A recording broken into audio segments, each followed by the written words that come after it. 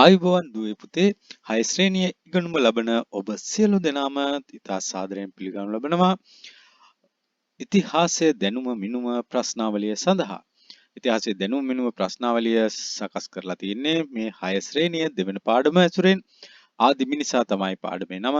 එතකොට ආදිමිනිසා පාඩමේ දෙවන පාඩමේ පළවෙනි කොටස තමයි අපි මේ අද දවසේ සූදානම් වන්නේ ප්‍රශ්නාවලියේ ඔබේ දැනුම කොහොමද කියලා මනින්න ඒ වගේම ඔබගේ දැනුම වර්ධනය කිරීමට හෙදී ඔබ කොහොමද මේ දැනුම මනින්නේ කියලා අපි මුලින්ම බලමු. දැනුම මැනීම සඳහා අපි ඉදිරිපත් කරලා තියෙනවා නිර්ණායක කීපයක් ලකුණු මට්ටම්. ඒ ලකුණු මට්ටම් අනුව ඔබ සිටින තැන ඔබට හඳුනා ගැනීමට පුළුවන්. මුල් වතාවේදී මේ ප්‍රශ්න සඳහා පිළිතුරු සපයලා ඉන්පසු ඔබට පුළුවන් ඒ පිළිතුරු මතකයේ තබාගෙන නැවත නැවතත් මෙම ප්‍රශ්නාවලියට පිළිතුරු සැපයීමෙන් ඔබේ දැනුම හොඳින් වර්ධනය කරගන්න. ඊට පස්සේ ඔබ අතිවිශිෂ්ට මට්ටමකට ප්‍රවිෂ්ඨ වෙනවා. ඉතින් හොඳයි අපි එහෙනම් හැකි ඉක්මනින් යමු පාඩමට. ඔබේ ප්‍රශ්න වලට පිළිතුරු සැපයීම සඳහා ඒ සඳහා ඔබ පොතක් පෑනක් සූදානම් කරගෙන තිබිය යුතුයි. පිළිතුරු විතරක් සටහන් කර ගැනීම ප්‍රමාණවත්. අපි පිළිතුර ලබා දුන්නාන් පස්සේ ඔබගේ ලකුණු සටහන් කරගන්න ඔබ ඉන්පසු ඔබගේ දැනුම මට්ටම කෙසේදයි ඔබට හැකි මැන ගැනීමට. ඔන්න අපි එහෙනම් පළවෙනි ප්‍රශ්නය සඳහා යොමු වෙන්න යන්නේ. ඒ සඳහා ඔබට රූපයක් තමයි ලැබෙන්නේ. පළමු රූපය හොඳින් හඳුනා ගන්න. මේ රූපය හඳුනා ගැනීමෙන් පස්සේ ඔබට පුළුවන් ප්‍රශ්න වලට පිළිතුරු සපයන්න. ඔන්න අපි යනවා පළමු රූපයෙන් අහන පළවෙනි ප්‍රශ්නයට. අහන ප්‍රශ්නය තමයි රූපේ දැක්වෙන්නේ කුමක්ද? රූපේ දැක්වෙන්නේ කුමක්ද කියලා අහනවා මුලින්ම. කුමක්ද ඔබට පිළිතුරු සපයන්න හැකි. දැන් වෙලාව ඇති. අපි යමු පිළිතුර බලන්න. ඔන්න දූවිලි වලාකුළක් තමයි රූපෙන් දැක්වෙන්නේ. රූපෙන් දැක්වෙන්නේ දූවිලි වලාකුළක්. ඔබ වෙනත් පිළිතුරක් සපයලා තියෙන්නත් පුළුවන්. නමුත් මෙතනදී බලාපොරොත්තු වෙන්නේ දූවිලි වලාකුළක් කියන පිළිතුරයි. අපි යනවා දෙවන ප්‍රශ්නය බලන්න. ඔන්න දෙවෙනි ප්‍රශ්නය එනවා. එය හැඳින්වෙන්නේ කුමන නමකින්ද? ඒ දූවිලි වලාකුළ හැඳින්වෙන්නේ කුමන නමකින්ද? මෙවැනි දූවිලි වලාකුළක් හඳුන්වන නමක් තියෙනවා. ඔන්න දැනුයි නම අහන්නේ ඒ කුමන නමකින්ද කියලා. ඔබ පිළිතුර දන්නවා නම් ඔන්න පිළිතුර ලියන්න වෙලාව ඇති. අපි බලමු පිළිතුර. පිළිතුර තමයි නිහාරිකාවක් කියන නම. නිහාරිකාවක් කියන නමින් තමයි හැඳින්වෙන්නේ මෙවැනි දූවිලි වලාකුළක්. තුන්වෙනි ප්‍රශ්නය. තුන්වෙනි ප්‍රශ්නය අහනවා මෙය සිසිල් වීමෙන් නිර්මාණය වූයේ කුමක්ද? මෙය සිසිල් වීමෙන් නිර්මාණය වූයේ කුමක්ද? මේ නිහාරිකාවක් සිසිල් වීමෙන් නිර්මාණය වුණු දෙයක් තියෙනවා. ඔබට සඳහන් කරපු පෙළ පොතේ අපි බලමු එහෙනම් පිළිතුර. කාලය ඇති. නිර්මාණය වූයේ පෘථිවිය ඇතුළු ග්‍රහලෝක. පෘථිවිය ඇතුළු ග්‍රහලෝක වලියන්න පුළුවන්. අපි ජීවත් වෙන පෘථිවිය, අපි ජීවත් වෙන ලෝකය ආදී වශයෙන් නිවැරදි පිළිතුර පෘථිවිය ඇතුළු ග්‍රහලෝක කියලා අපි නිවැරදිවම තවත් සටහන් කරන්න පුළුවන් අපිට. හොඳයි අපි එහෙමනම් ඊළඟ ප්‍රශ්නයට යමු වෙනවා. හතරවෙනි ප්‍රශ්නය. එසේ සිදුවියේ කුමන කාලයකදීද? එසේ සිදුවියේ කුමන කාලයකදීද? කාලය නම් මතක තියාගන්න වෙනවා. ටිකක් අමාරු ප්‍රශ්නයක්. නිවැරදිව මතක තියාගන්න අවශ්‍යයි. මතක නම් ඔන්න ඔබේ පිළිතුරු ලියන්න ඔබට කාලය ඇති. අපි බලනවා පිළිතුර කොහොමද මීට අවුරුදු මිලියන 4540කට පමණ පෙර. මීට අවුරුදු මිලියන 4540කට පමණ පෙර තමයි මෙමය පෘථිවිය ඇතුළු ග්‍රහලෝක නිර්මාණය වෙලා තියෙන්නේ. අපි එහෙනම් දැන් ප්‍රශ්න 4ක් අවසන්. අපි යමු ලකුණු බලන්න. සෑම ප්‍රශ්නයකටම ලකුණු 5 බැගින් හිමි වෙනවා. ඒ කියන්නේ සෑම නිවැරදි පිළිතුරකටම තමයි ලකුණු 5 බැගින් හිමි වෙන්නේ. ඔබේ ලකුණු තත්ත්වය සටහන් කරගන්න. නිවැරදි පිළිතුරකට ලකුණු 5 බැගින්. අපි යනවා දෙවන කොටසට. ඒ කියන්නේ ඊළඟ ප්‍රශ්න කීපය බලන්න. ආය රූපයක් ලැබෙනවා. දෙවන රූපය. රූපයෙන් දැක්වෙන දේ හොඳින් නිරීක්ෂණය කරන්න. පෙළ පොතේ ඇති රූපයක්. අපි යමු ප්‍රශ්නවලට. පළවෙනි ප්‍රශ්නය රූපය දැක්වෙන්නේ කුමක්ද? පළවෙනි ප්‍රශ්නෙන් අහනවා රූපය දැක්වෙන්නේ කුමක්ද කියලා. ඊටම සරල ප්‍රශ්නයක්. අපි යනවා පිළිතුර බලන්න. රූපය දැක්වෙන්නේ ගිනි කන්දක්. රූපේ දැක්වෙන්නේ ගිනි කන්දකි. හොඳයි අපි යනවා දෙවන ප්‍රශ්නයට. මොකක්ද ඊළඟට අහනවා ඇත්තේ? මෙහි රතු පැහැයෙන් ගලා යන්නේ මොනවාද? ගිනි කන්දක් පුපුරනකොට රතු පැහැයෙන් ගලා යන්නේ මොනවාද? පහසු ප්‍රශ්නයක්. ඔන්න පිළිතුර ලියන්න කාලේ හොඳටම ඇති. අපි යනවා පිළිතුරට. ලාවා තමයි එසේ ගලා යන්නේ. ලාවා. හොඳයි තුන්වන ප්‍රශ්නෙට යමු. පින්තූරයේ ඇසුරෙන් අහන වතුර නැටීමට ආරම්භ වන්නේ කොපමණ උෂ්ණත්වයකදීද? දැන් මේ ගිනි කන්දත් එක්ක වතුර වල සම්බන්ධයක් මොකුත් නැහැ. නමුත් ඔබෙන් එහෙම අහන්නේ ගිනි කන්දේ තියෙන ලාවා වල තියෙන උෂ්ණත්වය ඔබට පැහැදිලි කිරීම සඳහා. හොඳයි අපි බලමුකෝ වතුර නැටීමට ආරම්භ වන්නේ කොපමණ උෂ්ණත්වයකදීද කියලායි අහන්නේ. උෂ්ණත්වය දන්නවා නම් ඔබට ලියන්න කාලය ඇති. ඔන්න අපි බලනවා උෂ්ණත්වය කොච්චරද කියලා. සෙල්සියස් අංශක 100 දී. සෙල්සියස් අංශක 100 දී තමයි වතුර නැටීමට ආරම්භ වන්නේ. එහෙමනම් ඊළඟ ප්‍රශ්නේ අහනවා. මොකක්ද අහන්නේ? පෘථිවිය අභ්‍යන්තර උෂ්ණත්වය කොපමණ ප්‍රමාණයක් වේද? පෘථිවිය අභ්‍යන්තර උෂ්ණත්වය කොපමණ ප්‍රමාණයක් වේද? වතුර නටන්න ගන්නේ සෙල්සියස් අංශක 100 දී. පෘථිවියේ අභ්‍යන්තර උෂ්ණත්වය කොපමණ ප්‍රමාණයක් වේද? කොච්චර වෙනවද කියලා ලියමු. සෙල්සියස් අංශක වලින්ම තමයි පිළිතුර අවශ්‍ය වෙන්නේ.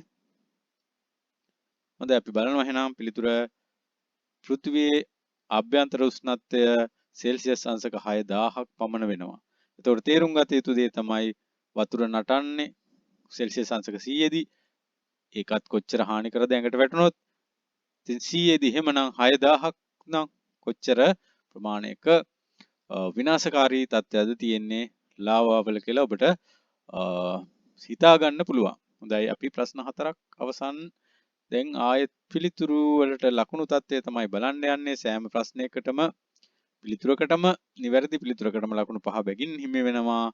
5 බැගින් හිමි වෙද්දී ඔබේ ලකුණු තත්ත්වය සටහන් කරගන්න. දැන් අපි යමු ඊළඟ ප්‍රශ්න කීපය බලන්න.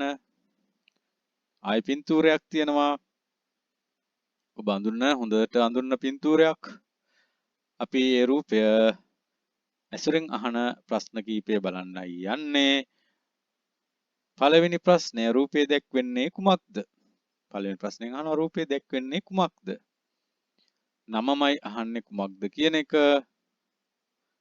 දැන් එතනදී මේ දැක්වෙන රූපය දැක්වෙන දේ නමම බලාපොරොත්තු වෙනවා. බලමු ඔබේ පිළිතුර. හොඳයි කාලය ඇති. රූපය දැක්වෙන්නේ ප්‍රොකැරියෝටික බැක්ටීරියාවක්. එහෙම නැත්නම් ප්‍රොකායෝට් බැක්ටීරියාවක්. පෙළ පොතේ අලුත් මුද්‍රණයේ තියෙන්නේ ප්‍රොකැරියෝටික බැක්ටීරියාවක් කියලා. පැරණි මුද්‍රණයේ තියෙන්නේ ප්‍රොකායෝට් කියලා. එකම වචනේ තමයි ශබ්ද කරන විදිය සිංහලයට වෙනස් කරලායි තියෙන්නේ. හොඳයි එහෙනම් පිළිතුර ප්‍රොකැරියෝටික බැක්ටීරියාවක් කියන එක. ඒ ඇසුරෙන් අහන දෙවන ප්‍රශ්නයට අපි යනවා. මේ බිහි වූයේ කොහේද කියලායි අහන්නේ දෙවෙනි ප්‍රශ්නේ. මේ බිහි වූයේ කොහේද? ඒ අහන්නේ ගොඩබිමද ජලයේද කියලා. ඔබ දන්නවා පිළිතුර කාලය ඇති. අපි බලනවා පිළිතුර. එහෙමනම් ජලයේ තමයි බිහි වෙලා තියෙන්නේ. ජලයේ තමයි බිහි වෙලා තියෙන්නේ මේ ප්‍රොකායෝට් කියන බැක්ටීරියාව. එහෙනම් අපි තුන්වෙනි ප්‍රශ්නෙට යමු. තුන්වෙනි ප්‍රශ්නෙන් අහන්නේ මේ බිහි වූයේ කුමන කාලයකදීද? ඔන්න ආයෙත් අමාරු ප්‍රශ්නයක්. මේ බිහි වූයේ කුමන කාලයකදීද? කාලය අහනවා. මීට අවුරුදු කියලා ඉතින් කියන්න වෙනවා. මීට අවුරුදු කොච්චර කාලයකට පෙරද? මතකද? අපි බලමු පිළිතුර. මීට අවුරුදු මිලියන 2500කට පමණ පෙර. මීට අවුරුදු මිලියන 2500කට පමණ පෙර තමයි ප්‍රොකායෝට් බැක්ටීරියාවක් ජලයේ බිහි වෙලා තියෙන්නේ. එහෙනම් ඊළඟට අහන ප්‍රශ්නය තමයි මොකද්ද? මේ වැදගත් වන්නේ කුමන කරුණක් නිසාද? මේ කියන්නේ මේ ප්‍රොකායෝට් බැක්ටීරියාව වැදගත් වෙනවා. අපිට ඇයි ඒ වැදගත් වෙන්නේ?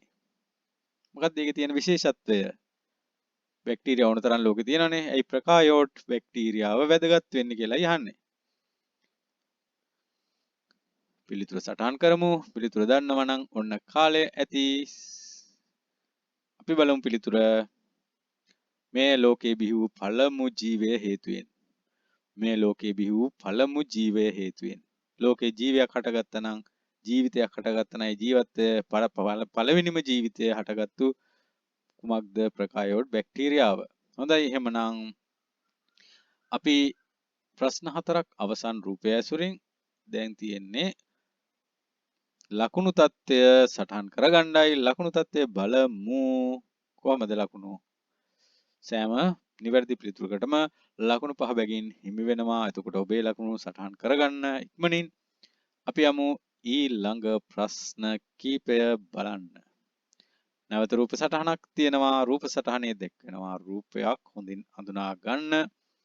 අඳුනා ගැනීමෙන් පසුව අපි යමු ප්‍රශ්න ටික බලන්න. පළවෙනි ප්‍රශ්නෙන් අහනවා රූපේ දැක්වෙන්නේ කුමක්ද? පෙරමෙන්ම රූපේ දැක්වෙන්නේ කුමක්ද? ඔබ අඳුනනවා. වේලාව ඇති පිළිතුර සපයන්න. අපි බලනවා පිළිතුර. ඔප බීනියාවෙකුගේ පාෂාණ භූත සලකුණක්. ඔප බීනියාවෙකුගේ පාෂාණ භූත සලකුණක්. ඔබ සමහර විට ඔප බීනියාවෙක් කියලා ලියන්නත් ඇති. අපි මේ වෙලාවේදී ඒක නිවැරදි පිළිතුර ලෙස සලකමු. නමුත් ඔප බීනියාවෙකුගේ පාෂාණ භූත සලකුණක් තමයි මෙතන තියෙන්නේ. ගලක සටහන් වුණු සලකුණක්. හොඳයි දෙවෙනි ප්‍රශ්නෙට අපි යමු. මොකක්ද අහන්නේ දෙවෙනි ප්‍රශ්නය? මෙය සොයාගෙන ඇත්තේ කුමන රටකින්ද? මෙම සලකුණ සොයාගෙන තියෙන්නේ කුමන රටෙන්ද කියලායි අහන්නේ. පිළිතුර දන්නවා නම් හිතන්න දෙයක් නැහැ ලියන්න තමයි තියෙන්නේ. ඔන්න අපි එහෙනම් බලනවා පිළිතුර. පිළිතුර තමයි කැනඩාවෙන්. ඔප බීනියාවකුගේ පාෂාණ භූත සලකුණක් සොයාගත් රට තමයි කැනඩාව. හොඳයි එහෙනම් අපි යමු තුන්වෙනි ප්‍රශ්නෙට. තුන්වෙනි ප්‍රශ්නයෙන් අහනවා මෙම සත්වයාගේ දැකිය හැකි බාහිර ලක්ෂණ මොනවාද? මෙම සත්වයාගේ දැකිය හැකි බාහිර ලක්ෂණ මොනවාද? බාහිර ලක්ෂණ දෙකක් තමයි කියලා තියෙන්නේ. බාහිර ලක්ෂණ දෙකම සටහන් කරන්න. එකක් නිවැරදි වුණොත් අපි ලකුණු දෙකක් ගමු. දෙකම නිවැරදි වුණොත් පහක් ගමු. හොඳයි බලමු එහෙනම් ඔබ සටහන් කරන බාහිර ලක්ෂණ මොනවද කියලා. කිටියෙන් සටහන් කරමු. ඔබ දන්නවා නම් පිළිතුර. හොඳයි අපි බලමු පිළිතුර. මෙම සත්වයාගේ ඇති බාහිර ලක්ෂණ තමයි ඇස් පහක් තියෙනවා. ආහාර ගැනීම සඳහා මුඛයක් තියෙනවා. ඇස් පහක් සහ ආහාර ගැනීම සඳහා මුඛයක්. හොඳයි අපි ඊළඟට බලනවා ඊළඟ ප්‍රශ්නය. මෙම සත්වයා ජීවත් වී ඇත්තේ කොහේද? මෙම සත්වයා ජීවත් වී ඇත්තේ කොහේද කියලායි අහන්නේ. කොහෙද කියලා පැහැදිලිව පෙළ පොතේ සටහන් වෙනවා. ඒ නිසා ඒ පිළිතුරයි බලන්නේ අහන්නේ. හොඳයි බලමු එහෙනම් මේ සත්වයා ජීවත් වී ඇත්තේ ඔබ ලියු පිළිතුරද මුහුදු පතුලේ. මේම සත්වයා ජීවත් වී ඇත්තේ මුහුදු පතුලේ. කවුද ඒ? උපබීනියාව කියන සතා. හොඳයි එහෙමනම් ප්‍රශ්න 4ක් අවසන් නැවතත් අපි යනවා ලකුණු සෑම නිවැරදි පිළිතුරකටම ලකුණු 5 බැගින් හිමි වේ. සෑම නිවැරදි පිළිතුරකටම ලකුණු 5 බැගින් හිමි වේ. එහෙනම් ඔබේ ලකුණු තත්ත්වය බලන්න. මෙතනත් ලකුණු 20ක් තියෙනවද කියලා. හොඳයි අපි ඊළඟ ප්‍රශ්න කීපෙට යමු වෙන යන්නේ ලකුණු සටහන් කර ගැනීමෙන් අනතුරුව. ඔන්න නැවත පින්තූරයක් නැවත රූපයක්. හොඳින් අඳුරනවා ඔබ මේ රූපය. රූපය ඇසුරෙන් අහන ප්‍රශ්න කීපයට අපි දැන් යමු වෙනවා. ඔන්න පළවෙනි ප්‍රශ්නය අහනවා රූපෙන් දැක්වෙන ක්‍රියාවලිය හැඳින්වෙන නම කුමක්ද? රූපෙන් දැක්වෙන ක්‍රියාවලියක් තමයි පෙන්වන්නේ. ඒ ක්‍රියාවලිය හැඳින්වෙන නමයි අහන්නේ. ක්‍රමක්‍රමයෙන් එකින් එක වෙනස් වෙලා අවසාන පින්තූරය දක්වා ඇවිත් තියෙනවා. එම ක්‍රියාවලිය හඳුන්වන්නේ කුමන නමකින්ද කියලායි අහන්නේ. අපි පිළිතුර බලමු. ලියන්න කාලය ඇති. ක්‍රියාවලිය හැඳින්වෙන්නේ මානව පරිණාමය යනුවෙන්. මානව පරිණාමය යනුවෙන්. ඒක පරිණාමය කියලා විතරක් ඔබ සටහන් කරලා තියෙන්නත් පුළුවන්. නිවැරදි පිළිතුර ලෙස අපි පිළිගන්නවා. මානව පරිණාමය කියලා සටහන් කරන්න අපි පුරුදු වෙමු. අපි යනවා එහෙනම් ඊළඟ ප්‍රශ්නය බලන්න පින්තූරය ඇසුරෙන්. මුහුණේ සහ දත්වල වානර ලක්ෂණ වෙනස් වීමට පටන් ගත්තේ කුමන වානර වර්ගයකද? ඒ කියන්නේ මේ මුලින්ම මානවය බිහි වෙලා හිටියේ නැති කාලයක ඔන්න වානරයෙක්ගෙන් මානවයෙක් බිහි වෙන්න පටන් ගන්නවා. එතකොට මුහුණේ සහ දත්වල තමයි මුලින්ම වානර ලක්ෂණ වෙනස් වෙන්න ගත්තේ. මුහුණේයි දත්වලයි. එහෙම වානර ලක්ෂණ වෙනස් වීමට පටන් ගත්තේ වානර වර්ගයක. හැම වර්ගයෙම වෙනස් වුන්නේ නැහැ. එක වර්ගයක තමයි වෙනස් වෙන්න ගත්තේ. ඒ වර්ගය කුමක්ද කියලායි අහන්නේ.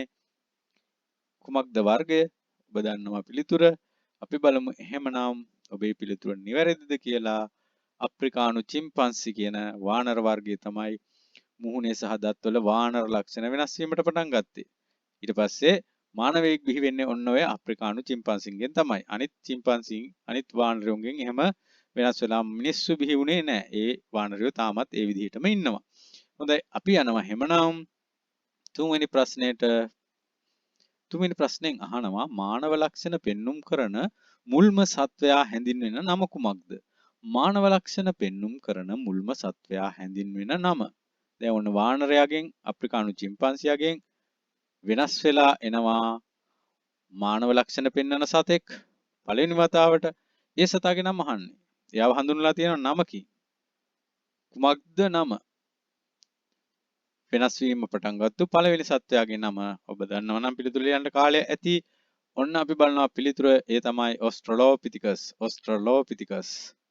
පළවෙනි මානවයා. මානව ලක්ෂණ පෙන්눔 කරන පළවෙනියා. හොඳයි එහෙමනම් ප්‍රශ්න 3යි. දැන් 4වෙනි ප්‍රශ්නෙටයි යොමු වෙන්නේ. බලමු ප්‍රශ්නය. ඔවුන් බිහි වූයේ කුමන යුගයකදීද කියලා අහනවා. ඔවුන් බිහි වූයේ කුමන යුගයකදීද? මොන යුගයේද? එහෙමයි අහන්නේ. වර්ෂ කාලේ නෙමෙයි අහන්නේ, මීට පෙර කියන එක නෙමෙයි. යුගයක් කියලා තියෙන පැහැදිලිව. ඒ යුගය මොකද්ද කියලා යහන්නේ. ඔවුන් බිහි වූ යුගය ඔබ දන්නවා. මෙන්න මේ යුගය කියන්නේ. අපි බලමු පිළිතුර එහෙනම්. නිවැරදි පිළිතුර තමයි මහා හිම යුගයේදී. මහා හිම යුගයේදී තමයි ඔස්ට්‍රලෝපිතිකස් කියන මානවයා මුල් වතාවට බිහි වෙන්නේ. එහෙමනම් දැන් ප්‍රශ්න 4 අවසන් ලකුණු තත්ත්වයේ බලමු. සෑම නිවැරදි පිළිතුරකටම ලකුණු 5 බැගින් හිමි වේ. එහෙමනම් ලකුණු 20ම තියෙනවද? නැත්නම් 20න් කීයක් තියෙනවද කියලා සටහන් කරගෙන ඉක්මනට අපි යමු මොකද ඊළඟ තත්ත්වය කියලා බලන්න. දැන් ඔන්න ලකුණු විශ්ලේෂණයට යන්නේ. මේ වෙනකොට සියලු ප්‍රශ්න අවසන්. මේ වෙද්දී ඔබට 100න් කීයක්ද කියන තැනට ඇවිල්ලායි තියෙන ලකුණු මුළු ලකුණු සංඛ්‍යාව ගණනය කරන්න. ගණනය කරාම ඔබ මේ වන විට පසුවන ස්ථානය හඳුනාගත හැකියි. ඔබගේ මට්ටම, ඔබගේ දැනුම මිනීමට දැන් පුළුවන් ඔබ කොතනද ඉන්නේ කියලා. අපි හිතමු ඔබ ඉන්නවා 70ත් 90ත් අතර කියලා. එහෙමනම් ඔබ 100 දක්වා යන්න නම් මොකද කරන්න ඕනේ? ඔබ නැවතත් පිළිතුරු හොඳින් මතකයේ තබාගෙන මෙම වීඩියෝයේ ඇති ප්‍රශ්න වලට පිළිතුරු සපයන්න 100 දක්වා ගමන් කිරීමෙන් පසුව මෙහි ඇති දෙවැනි කොටසට සම්බන්ධ වෙමු. ඉතින් එතෙක් නැවත දෙවෙනි කොටසින් හමු වනතුරු ඔබට ප්‍රාර්ථනා කරන්නම් ජය හා සතුට.